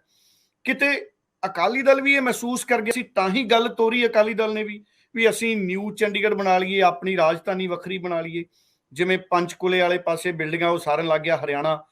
ਮੈਨੂੰ ਲੱਗਦਾ ਹੈ ਅਕਾਲੀ ਦਲ ਅਗਰ ਇਸ ਪਾਸੇ ਵੱਧਦਾ ਵੀ ਅਸੀਂ ਚੰਡੀਗੜ੍ਹ ਹਰ ਹਾਲਤ 'ਚ ਲੈਣਾ ਹੀ ਲੈਣਾ ਹੈ, ਤੇ ਅਗਰ ਚੰਡੀਗੜ੍ਹ ਦੇ ਮੁੱਦੇ ਤੇ ਬੀਬੀ ਹਰਸਿਮਰਤ ਕੌਰ ਬਾਦਲ ਅਸਤੀਫਾ ਦਿੰਦੇ ਤੇ ਮੈਨੂੰ ਲੱਗਦਾ ਫਿਰ ਅੱਜ ਅਕਾਲੀ ਦਲ ਦੀ ਉਹ ਸਥਿਤੀ ਹੋਣੀ ਨਹੀਂ ਸੀ ਕਿ ਵਿਧਾਨ ਸਭਾ ਦੇ ਵਿੱਚ ਅਕਾਲੀ ਦਲ ਦੇ 3 ਹੀ ਲੀਡਰ ਆਉਂਦੇ। ਅੱਜ ਵੀ ਖੇਤਰੀ ਪਾਰਟੀਆਂ ਦਾ ਮਜ਼ਬੂਤ ਹੋਣਾ, ਰੰਧਾਵਾ ਸਾਹਿਬ, ਬੜਾ ਜ਼ਰੂਰੀ ਹੈ ਪੰਜਾਬ ਦੇ ਹੱਕ ਲਈ, ਪੰਜਾਬ ਦੀਆਂ ਮੰਗਾਂ ਲਈ। ਕੋਈ ਸ਼ੱਕ ਨਹੀਂ, ਅਸੀਂ ਸਾਰਿਆਂ ਨੇ ਆਮ ਆਦਮੀ ਪਾਰਟੀ ਨੂੰ ਪਸੰਦ ਕੀਤਾ ਹੈ। ਪੰਜਾਬ ਦੇ ਲੋਕਾਂ ਨੇ ਬਦਲਾਅ ਦੀ ਸਿਆਸਤ ਕੀਤੀ ਹੈ, ਕਿਉਂਕਿ 2 ਹੀ ਬਦਲਾਅ ਉਪਲਬਧ ਸੀ ਪੰਜਾਬ 'ਚ, ਇੱਕ ਆਮ ਆਦਮੀ ਪਾਰਟੀ, ਦੂਸਰਾ ਨਵਜੋਤ ਸਿੰਘ ਸਿੱਧੂ ਦੀ ਸੋਚ। ਨਵਜੋਤ ਸਿੰਘ ਸਿੱਧੂ ਨੂੰ ਕਾਂਗਰਸ ਨੇ ਸਿਆਸੀ ਤੌਰ ਤੇ ਪਿੱਛੇ ਕਰਤਾ, ਬਚੀ ਆਮ ਆਦਮੀ ਪਾਰਟੀ। ਉਹ ਬਦਲਾਅ ਸਾਡੇ ਸਾਹਮਣੇ ਹੈ।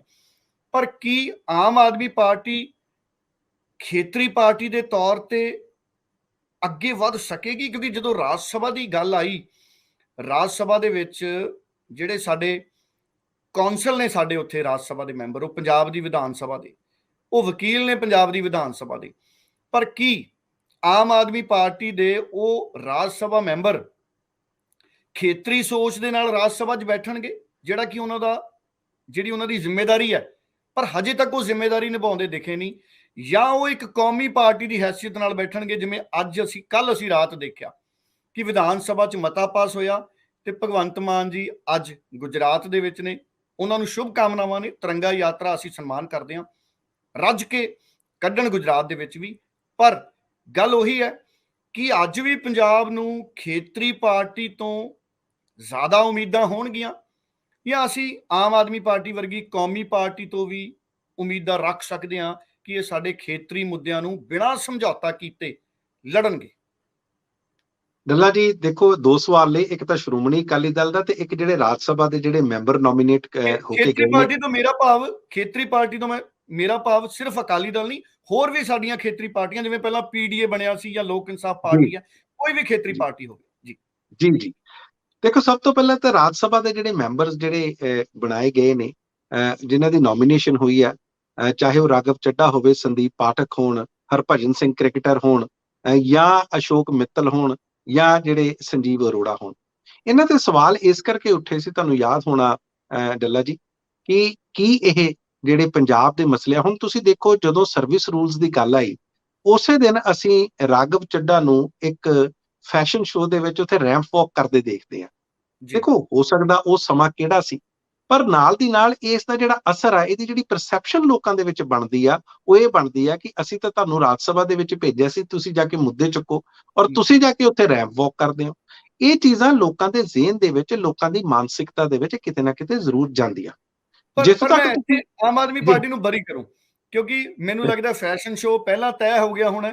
ਅਮਿਤ ਸ਼ਾਹ ਜੀ ਦਾ ਦੌਰਾ ਕਿਸੇ ਨੇ ਸੋਚਿਆ ਨਹੀਂ ਹੋਣਾ ਕਿ ਉਹ ਸਰਵਿਸ ਰੂਲ ਕਹਿ ਜਾਣਗੇ, ਪਰ ਫੈਸ਼ਨ ਸ਼ੋਅ ਤੋਂ ਬਾਅਦ ਉਹ ਪ੍ਰੈਸ ਕਾਨਫਰੰਸ ਕਰ ਸਕਦੇ ਸੀ, ਘੱਟੋ ਘੱਟ ਵਕਾਲਤ ਕਰ ਸਕਦੇ ਸੀ ਪੰਜਾਬ ਦੀ। ਜੀ ਜੀ ਜਿਸ ਤੱਕ ਤੁਹਾਡੀ ਖੇਤਰੀ ਪਾਰਟੀ, ਬਿਲਕੁਲ ਤੁਹਾਡੀ ਗੱਲ ਠੀਕ ਹੈ। ਕਿਸੇ ਵੀ ਜਿਹੜੀ ਸਟੇਟ ਦੀ ਜਿਹੜੀ ਖੇਤਰੀ ਪਾਰਟੀਆਂ, ਤੁਸੀਂ ਸਾਊਥ ਇੰਡੀਆ 'ਚ ਦੇਖ ਲਓ, ਨਾਰਥ ਈਸਟ 'ਚ ਦੇਖ ਲਓ, ਖੇਤਰੀ ਪਾਰਟੀਆਂ ਦਾ ਬਹੁਤ ਪ੍ਰਭਾਵ ਆ। ਔਰ ਈਵਨ ਉੱਤਰ ਪ੍ਰਦੇਸ਼ ਦੇ ਵਿੱਚ ਦੇਖ ਲਓ, ਬਿਹਾਰ ਦੇ ਵਿੱਚ ਦੇਖ ਲਓ, ਅੱਜ ਵੀ ਚਾਹੇ ਉਹ ਸਮਾਜਵਾਦੀ ਪਾਰਟੀ ਹੈ, ਚਾਹੇ ਉਹ ਤੇਜਸਵੀ ਯਾਦਵ ਜਾਂ ਲਾਲੂ ਪ੍ਰਸਾਦ ਦੀ ਯਾਦਵ ਹੋਣਾ ਦੀ ਬਿਹਾਰ ਦੇ ਵਿੱਚ ਪਾਰਟੀ ਹੈ, ਮਮਤਾ ਬੈਨਰਜੀ ਦੀ ਜਿਹੜੀ ਪਾਰਟੀ ਹੈ TMC, ਉਹ ਵੈਸਟ ਬੰਗਾਲ ਦੇ ਵਿੱਚ ਵੀ ਬੜੀ ਤਾਕਤਵਰ ਜੀ ਆ। ਬਿਲਕੁਲ NCP ਹੈ ਸ਼ਰਦ ਪਵਾਰ ਦੀ, ਜਾਂ ਸ਼ਿਵ ਸੈਨਾ ਜਿਹੜੀ ਮਹਾਰਾਸ਼ਟਰ ਦੇ ਵਿੱਚ, ਉਹ ਉਹ ਵੀ ਕਿੰਨੀ ਤਕੜੇ ਆ। ਤਾਕਤਵਰ ਆ। ਇਸੇ ਤਰ੍ਹਾਂ ਜਿਹੜੀ ਤਾਕਤਵਰ ਹੈ ਨਾ, ਸ਼੍ਰੋਮਣੀ ਅਕਾਲੀ ਦਲ ਨੂੰ ਲੋੜ ਆ। ਲੇਕਿਨ ਉਹਨਾਂ ਨੇ ਦੇਖੋ ਹੁਣ ਹਾਰ ਤੋਂ ਬਾਅਦ ਇੱਕ 12 ਮੈਂਬਰੀ, ਪਹਿਲਾਂ ਉਸ ਤੋਂ ਬਾਅਦ ਉਹ 16 ਮੈਂਬਰੀ ਕਰ ਦਿੱਤੀ ਗਈ, ਔਰ ਕਹਿੰਦੇ ਨੇ ਕਿ ਉਹ ਆਪਣੇ ਐਨਾਲਿਸਿਸ ਕਰ ਰਹੇ ਨੇ, ਇੰਟਰੋਸਪੈਕਸ਼ਨ ਕਰ ਰਹੇ ਨੇ। ਬਿਲਕੁਲ ਕਰਨ, ਲੇਕਿਨ ਨਾਲ ਦੀ ਨਾਲ ਦੇਖਣ ਕਿ ਕਿਹੜੀਆਂ ਚੀਜ਼ਾਂ ਨੇ ਉਹਨਾਂ ਨੂੰ ਜਨਤਾ ਤੋਂ ਦੂਰ ਕੀਤਾ, ਜਾਂ ਜਨਤਾ ਨੇ ਉਹਨਾਂ ਨੂੰ ਆਪਣੇ ਤੋਂ ਦੂਰ ਕੀਤਾ। ਜੇ ਤਾਂ ਉਹ ਇਮਾਨਦਾਰੀ ਨਾਲ ਇਸ ਦਾ ਐਨਾਲਿਸਿਸ ਕਰ ਲੈਣਗੇ, ਇਸ ਦਾ ਵਿਸ਼ਲੇਸ਼ਣ ਕਰ ਲੈਣਗੇ, ਤੇ ਫਿਰ ਤਾਂ ਮੈਨੂੰ ਲੱਗਦਾ ਉਹ ਉੱਭਰ ਸਕਦੇ ਨੇ। ਲੇਕਿਨ ਜੇ ਪਰਿਵਾਰਵਾਦ ਦੇ ਵਿੱਚ ਉਹ ਫਸੇ ਰਹਿੰਦੇ ਨੇ, ਜਾਂ ਉਸ ਮੋਹ ਦੇ ਵਿੱਚੋਂ ਨਹੀਂ ਨਿਕਲਦੇ, ਤੇ ਫਿਰ ਮੈਨੂੰ ਲੱਗਦਾ ਉਸ ਦਾ ਉਭਾਰ ਹੋਣਾ ਬਹੁਤ ਮੁਸ਼ਕਲ ਆ। ਤੁਸੀਂ ਦੇਖੋ, ਸ਼੍ਰੋਮਣੀ ਗੁਰਦੁਆਰਾ ਪ੍ਰਬੰਧਕ ਕਮੇਟੀ ਦਾ ਹੁਣ ਇਜਲਾਸ ਹੋਇਆ, ਬਜਟ ਇਜਲਾਸ, ਜੀ ਉਹਦੇ ਵਿੱਚ ਵੀ ਬਾਦਲ ਪਰਿਵਾਰ ਦੇ ਖਿਲਾਫ ਜਾਂ ਸ਼੍ਰੋਮਣੀ ਅਕਾਲੀ ਦਲ ਦੇ ਖਿਲਾਫ ਬਾਗੀ ਸੁਰਾਂ ਉੱਭਰ ਰਹੀਆਂ ਨੇ। ਸੋ ਜੀ ਲਗਾਤਾਰ ਜਿਹੜੀਆਂ ਆਵਾਜ਼ਾਂ ਉੱਠਣੀਆਂ। ਸੋ ਇਸ ਕਰਕੇ ਬਿਲਕੁਲ ਠੀਕ ਆ, ਅਕਾਲੀ ਦਲ ਨੇ ਜਿਹੜਾ ਉਹਨਾਂ ਦਾ ਇਤਿਹਾਸ ਆ, ਬੜੀਆਂ ਲੜਾਈਆਂ ਲੜੀਆਂ, ਉਹ 100 ਸਾਲ ਤੋਂ ਵੀ ਵੱਧ ਪੁਰਾਣੀ ਪਾਰਟੀ ਆ, ਇੱਕ ਇਤਿਹਾਸ ਆ। ਲੇਕਿਨ ਕੇਵਲ ਇਤਿਹਾਸ ਦੇ ਨਾਲ ਪਾਰਟੀਆਂ ਅੱਗੇ ਨਹੀਂ ਵੱਧਦੀਆਂ। ਜੀ ਅੱਜ ਦੀ ਬਿਲਕੁਲ ਤਰੀਕ ਦੇ ਵਿੱਚ, ਅੱਜ ਦੇ ਦਿਨ ਉਹਨਾਂ ਦੀ ਕੀ ਕਾਰਗੁਜ਼ਾਰੀ ਆ, ਕਿਸ ਤਰ੍ਹਾਂ। ਹੁਣ ਤੁਸੀਂ ਇੱਕ ਗੱਲ ਕੀਤੀ ਕਿ ਹਰਸਿਮਰਤ ਕੌਰ ਬਾਦਲ ਜੇ ਚੰਡੀਗੜ੍ਹ ਦੇ ਮੁੱਦੇ ਤੇ ਅਸਤੀਫਾ ਦਿੰਦੇ ਤਾਂ ਉਹਨਾਂ ਦੀ ਪਾਰਟੀ ਦਾ ਉਭਾਰ, ਤੇ ਮੈਂ ਕਹਿੰਦਾ ਚਾਹੇ ਪ੍ਰਕਾਸ਼ ਸਿੰਘ ਬਾਦਲ ਆ, ਅੱਜ 94-95 ਵਰ੍ਹਿਆਂ ਦੀ ਉਮਰ ਦੇ ਵਿੱਚ ਉਹਨਾਂ ਦੇ ਗੋਡੇ ਤੇ ਸੱਟ ਲੱਗੀ ਆ, ਫਿਰ ਵੀ ਉਹ ਲੰਬੀ ਦੇ ਵਿੱਚ, ਹਲਕੇ ਦੇ ਵਿੱਚ ਜਾ ਕੇ ਲੋਕਾਂ ਨੂੰ ਮਿਲ ਰਹੇ ਨੇ, ਚਾਹੇ ਉਹ ਗੱਡੀ ਦੇ ਵਿੱਚ ਬੈਠ ਕੇ ਭਾਸ਼ਣ ਦਿੰਦੇ ਨੇ।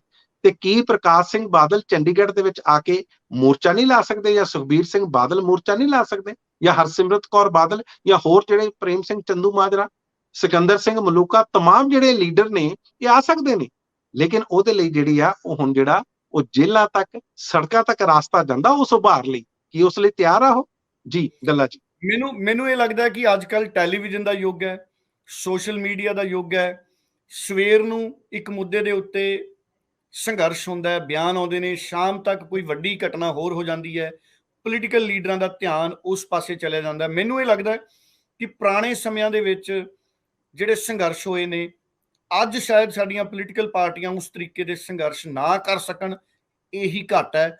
ਉਸੇ ਤਰ੍ਹਾਂ ਦੇ ਸੰਘਰਸ਼ਾਂ ਦੀ ਲੋੜ ਹੈ, ਜਿਨ੍ਹਾਂ ਸੰਘਰਸ਼ਾਂ ਦੇ ਪਿੱਛੇ ਸਿਧਾਂਤ ਨਜ਼ਰ ਆਉਂਦਾ ਸੀ, ਜਿਨ੍ਹਾਂ ਸੰਘਰਸ਼ਾਂ ਦੇ ਪਿੱਛੇ ਇੱਕ ਮਿਸ਼ਨ, ਇੱਕ ਸਮਰਪਣ ਨਜ਼ਰ ਆਉਂਦਾ ਸੀ। ਕਿਉਂਕਿ ਅੱਜ ਸੰਘਰਸ਼ਾਂ ਦੇ ਪਿੱਛੇ ਗੱਠਜੋੜ ਲੁਕੇ ਹੋਏ ਨੇ, ਮੌਕਾ ਪ੍ਰਸਤੀ ਲੁਕੀ ਹੋਈ ਹੈ, ਕੱਲ ਨੂੰ ਕਿਸੇ ਦੀ ਲੋੜ ਪੈਣ ਦੀ ਸੋਚ ਲੁਕੀ ਹੋਈ ਹੈ, ਕਿਸੇ ਨਾਲ ਸਮਝੌਤੇ ਦੀ ਆਸ ਲੁਕੀ ਹੋਈ ਹੈ। ਇਸੇ ਕਰਕੇ ਪੰਜਾਬ ਖੁਰਦਾ ਰਿਹਾ, ਔਰ ਪੰਜਾਬ ਅੱਜ ਤੱਕ ਹਾਰਿਆ ਨਹੀਂ, ਪਰ ਖੁਰਿਆ ਜ਼ਰੂਰ ਹੈ, ਕਿਉਂਕਿ ਧੋਖੇਬਾਜ਼ਾਂ ਨੇ ਪੰਜਾਬ ਨੂੰ ਖੋਰੇ ਬਹੁਤ ਲਾਏ ਨੇ। ਆਸ ਕਰਾਂਗੇ ਕਿ ਨਵੀਂ ਉਮੀਦ ਲੈ ਕੇ ਆਮ ਆਦਮੀ ਪਾਰਟੀ ਆਈ ਹੈ। ਉਮੀਦ ਕਰਾਂਗੇ ਕਿ ਭਗਵੰਤ ਮਾਨ ਹੁਣ ਚੰਡੀਗੜ੍ਹ ਦੇ ਹੱਕ ਦੀ ਲੜਾਈ ਨੂੰ ਪੂਰੀ ਇਮਾਨਦਾਰੀ ਦੇ ਨਾਲ ਲੜਨ, ਔਰ ਪੰਜਾਬ ਦੇ ਲੋਕ ਘੱਟੋ ਘੱਟ ਆਉਂਦੇ ਦਿਨਾਂ ਦੇ ਵਿੱਚ ਇਸ ਗੱਲ ਤੇ ਮਾਣ ਮਹਿਸੂਸ ਕਰਨ ਕਿ ਆਮ ਆਦਮੀ ਪਾਰਟੀ ਨੇ ਚੰਡੀਗੜ੍ਹ ਤੇ ਸਿਆਸੀ ਰੋਟੀ ਨਹੀਂ ਸੇਕੀ। ਆਮ ਆਦਮੀ ਪਾਰਟੀ ਨੇ ਚੰਡੀਗੜ੍ਹ ਤੇ ਗੰਭੀਰ ਯਤਨ ਕੀਤੇ ਨੇ। ਕਿਉਂਕਿ ਜੇ ਆਮ ਆਦਮੀ ਪਾਰਟੀ ਵੀ ਸਿਰਫ ਸਿਆਸਤ ਕਰਦੀ ਨਜ਼ਰ ਆਈ ਤੇ ਫਿਰ ਅਗਲਾ ਖੋਰਾ ਪੰਜਾਬ ਦੇ ਲਈ ਤੈਅ, ਕਿਉਂਕਿ ਪਾਣੀਆਂ ਦਾ ਮਸਲਾ ਹਜੇ ਨਿਬੜਿਆ ਨਹੀਂ। ਬਹੁਤ ਵਾਰੀ ਪੰਜਾਬ ਨੇ ਖੋਰੇ ਲਵਾਏ ਨੇ। ਜੇ ਪਾਣੀ ਪੰਜਾਬ ਚੋਂ ਨਿਕਲਿਆ ਤੇ ਮਿੱਟੀ ਵੀ ਰੁੜਨੀ ਹੈ ਪੰਜਾਬ ਦੀ, ਤੇ ਉਹਦੇ ਨਾਲ ਘਾਟਾ ਪੰਜਾਬ ਨੂੰ ਅਜਿਹਾ ਪੈਣਾ ਹੈ ਜਿਹੜਾ ਕਦੋਂ ਪੂਰਾ ਹੋਣਾ ਹੈ, ਉਹਦੀ ਆਸ ਜਾਂ ਸੋਚ ਦੇ ਨਾਲ ਹੀ ਰੂਹ ਕੰਬ ਜਾਂਦੀ ਹੈ। ਕਿਉਂਕਿ ਬੰਜਰ, ਫਿਰ ਪੰਜਾਬ ਬੰਜਰ ਵਾਲੇ ਪਾਸੇ ਹੈ, ਤੇ ਫਿਰ ਜਿਹੜੇ ਵਿਗਿਆਨਿਕ ਕਹਿੰਦੇ ਨੇ ਕਿ 5 ਸਾਲ ਕੱਢ ਜੂਗਾ ਪੰਜਾਬ। 1994-95 ਤੋਂ ਗੁਰਚਰਨ ਸਿੰਘ ਕਾਲਕਟ ਉਹਨਾਂ ਨੇ ਕਹਿਣਾ ਸ਼ੁਰੂ ਕੀਤਾ ਸੀ ਕਿ 25 ਸਾਲਾਂ 'ਚ ਪੰਜਾਬ ਬੰਜਰ ਹੋਊ, ਔਰ ਅੱਜ ਸਥਿਤੀਆਂ ਬੰਜਰ ਵਾਲੀਆਂ ਹੈ ਨਹੀਂ। ਅਗਰ ਇੱਕ ਅੱਧੇ ਦੋ ਹੜ੍ਹ ਨਾ ਆਏ ਹੁੰਦੇ, 99 'ਚ ਹੜ੍ਹ ਆਏ, 2010 'ਚ ਹੜ੍ਹ ਆਏ, ਜਿਹਦੇ ਕਰਕੇ ਵਿਗਿਆਨਿਕ ਕਹਿੰਦੇ ਨੇ ਕਿ ਪਾਣੀ ਦਾ ਪੱਧਰ ਥੋੜਾ ਜਿਹਾ ਉੱਪਰ ਆਇਆ, ਨਹੀਂ ਤਾਂ ਹੋ ਸਕਦਾ ਅੱਜ ਅਸੀਂ ਬੰਜਰ ਪੰਜਾਬ 'ਚ ਬੈਠੇ ਪ੍ਰੋਗਰਾਮ ਕਰ ਰਹੇ ਹੁੰਦੇ। ਸੋ ਆਸ ਕਰਦੇ ਹਾਂ ਕਿ ਪਾਣੀ ਸਾਡੇ ਕੋਲੇ ਰਹੂਗਾ, ਕਿਉਂਕਿ ਪਾਣੀ ਦਾ ਖੋਰਾ ਸਾਨੂੰ ਬੰਜਰ ਕਰ ਜੂਗਾ। ਪਰ ਉਸ ਤੋਂ ਪਹਿਲਾਂ ਉਮੀਦ ਕਰਦੇ ਹਾਂ ਕਿ ਚੰਡੀਗੜ੍ਹ ਸਾਡਾ ਬਣ ਜੇ, ਤਾਂ ਕਿ ਸੁਖਨਾ ਲੇਕ ਦਾ ਪਾਣੀ ਵੀ ਅਸੀਂ ਆਪਣਾ ਕਹਿ ਸਕੀਏ। ਉਂਝ ਮੁਲਕ ਸਾਡਾ, ਭਾਰਤ ਤੇ ਵੀ ਸਾਨੂੰ ਮਾਣ ਹੈ, ਪਰ ਫਿਰ ਵੀ ਜਦੋਂ ਵੰਡ ਹੁੰਦੀ ਹੈ ਕਿਸੇ ਪਰਿਵਾਰ 'ਚ, ਉਹ ਵੰਡ ਸਹਿਮਤੀ ਨਾਲ ਹੋ ਜੇ ਤੇ ਉਹਦੇ ਵਰਗੀ ਰੀਸ ਨਹੀਂ। ਮਨਪ੍ਰੀਤ ਰੰਧਾਵਾ ਜੀ, ਆਸ ਕਰਾਂਗੇ ਕਿ ਉਹ ਵੇਲਾ ਆਵੇ ਸਾਡੇ ਜਿਉਂਦੇ ਜੀ ਕਿ ਅਸੀਂ ਇਹ ਕਹਿ ਸਕੀਏ ਕਿ ਚੰਡੀਗੜ੍ਹ ਸਿਰਫ ਪੰਜਾਬ ਦੀ ਰਾਜਧਾਨੀ ਹੈ, ਉਹਨੂੰ ਸਾਂਝੀ ਰਾਜਧਾਨੀ ਨਾ ਕਹੀਏ, ਤੇ ਜਵਾਕ ਭਵਿੱਖ 'ਚ ਇਹੀ ਪੜ੍ਹਿਆ ਕਰਨ ਕਿ ਪੰਜਾਬ ਦੀ ਰਾਜਧਾਨੀ ਚੰਡੀਗੜ੍ਹ ਹੈ, ਔਰ ਸਵਾਲ ਉਹਦੇ ਤੇ ਕੋਈ ਨਾ ਖੜਾ ਹੋਵੇ। ਮਨਪ੍ਰੀਤ ਜੀ, ਬਹੁਤ ਬਹੁਤ ਧੰਨਵਾਦ। ਕੱਲ ਫੇਰ ਮੁਲਾਕਾਤ ਹੋਏਗੀ ਜੀ, ਤੁਸੀਂ ਵਕਤ ਕੱਢਿਆ, ਬਹੁਤ ਧੰਨਵਾਦ। ਬਹੁਤ ਬਹੁਤ ਧੰਨਵਾਦ ਤੁਹਾਡਾ ਡੱਲਾ ਜੀ।